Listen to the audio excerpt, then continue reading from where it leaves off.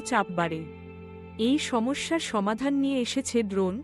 সুনির্দিষ্টভাবে পানি প্রয়োগের মাধ্যমে কৃষিকে আরও টেকসই ও লাভজনক করে তুলছে। দাঁড়ির কাজ করছে। অত্যাধুনিক সেন্সরযুক্ত ড্রোনগুলো পুরো ক্ষেত্রের বিস্তারিত হাইড্রেশন ম্যাপ তৈরি করতে পারে, যেখানে প্রতিটি গাছের পানির চাহিদা স্পষ্টভাবে ধরা উড়ে যায়।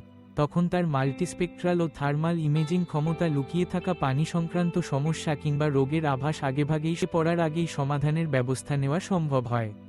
এই ডেটাগুলো সংগ্রহের পর কৃত্রিম বুদ্ধিমত্তা ভিত্তিক অ্যালগোরিদম বিশ্লেষণ করে কোন গাছ বা মাটির কোন অংশে কতটুকু পানি প্রয়োজন তার সুস্পষ্ট নির্দেশনা। এতে পানির অপচয় কমে গাছের স্বাস্থ্যের উন্নতি হয় এবং উৎপাদনশীলতা। বিশ্বজুড়ে বহু কৃষক ড্রোন নির্ভর সেচ ব্যবস্থা গ্রহণ করেছেন এবং তারা দেখেছেন কিভাবে ফলন বেড়েছে, পানির ব্যবহার কমেছে এবং খরচও কমে এসেছে।